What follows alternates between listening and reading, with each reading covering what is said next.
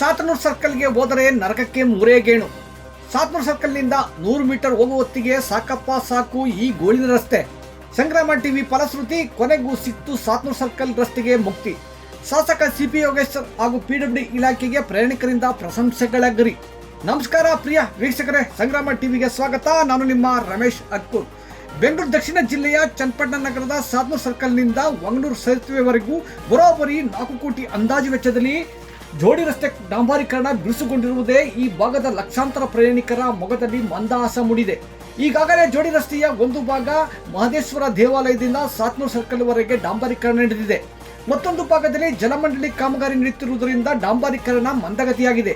ಪ್ರಥಮ ದರ್ಜೆ ಗುತ್ತಿಗೆದಾರರಾದ ಎಸ್.ಎಂ. ರಾಜುರವರು ಖುದ್ದಾಗಿ ನಿಂತು ಗುಣಮಟ್ಟದ ಡಾಂಬರೀಕರಣಕ್ಕೆ ಮುಂದಾಗಿದ್ದಾರೆ.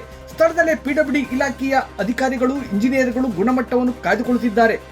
ಕ್ಷೇತ್ರದ ಶಾಸಕರಾದ ಸಿಪಿ ಯೋಗೇಶ್ವರ್ ಸಾತನೂರು ಸರ್ಕಲ್ನಿಂದ ಸುಮಾರು 16 ಮೀಟರ್ ಅಗಲ ವಂಗನೂರು ಸೇತುವೆವರೆಗೂ ಜೋಡಿ ರಸ್ತೆ ಡಾಂಬರೀಕರಣ ಕೆಲವೇ ದಿನಗಳಲ್ಲಿ ಮುಕ್ತಾಯವಾಗಲಿದೆ ಎಂದು ಜಿಲ್ಲೆಯ ಜನರ ನಾಡಿಮಿಡಿತ ಸಂಗ್ರಾಮ ಟಿವಿಗೆ ತಿಳಿಸಿದ್ದಾರೆ.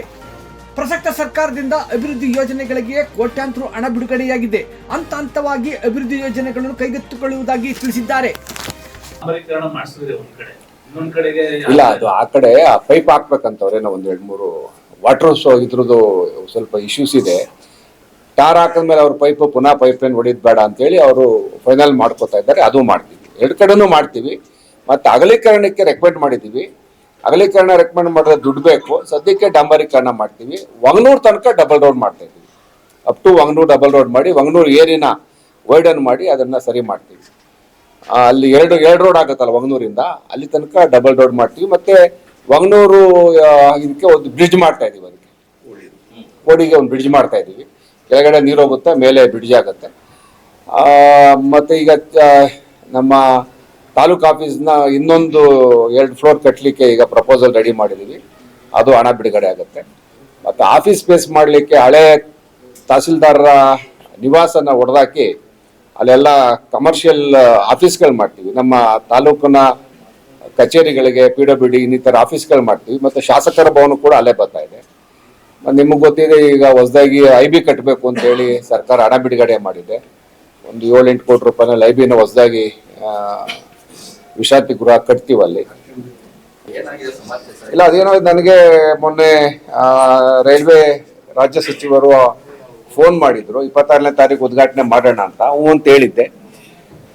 ಆಮೇಲೆ ಮೊನ್ನೆ ಫೋನ್ ಮಾಡಿ, ಇಲ್ಲ ಅದೇನೋ ಮುಂದಕ್ಕೆ ಹೋಗಿದೆ ಅಂತ ಅಂದ್ರು. ಬಹುಶಃ ಅದು ರಾಜ್ಯ ಸರ್ಕಾರ ಕೇಂದ್ರ ಸರ್ಕಾರದ ಒಟ್ಟಿಗೆ ಮಾಡಬೇಕಾದಂತ ಸೇತುವೆ.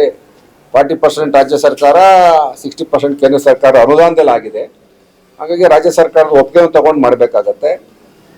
ಮುಂದಿನ ದಿನದಲ್ಲಿ ಡೇಟ್ ಫಿಕ್ಸ್ ಮಾಡ್ತೀವಿ. ಬೈರಾಪಟ್ಟಣದಲ್ಲೂ ಒಂದು ಮೇಲ್ ಸೇತುವೆ ಈಗಾಗಲೇ ಆಗಿದೆ, ಟೆಂಡರ್ ಆಗೋಗಿದೆ.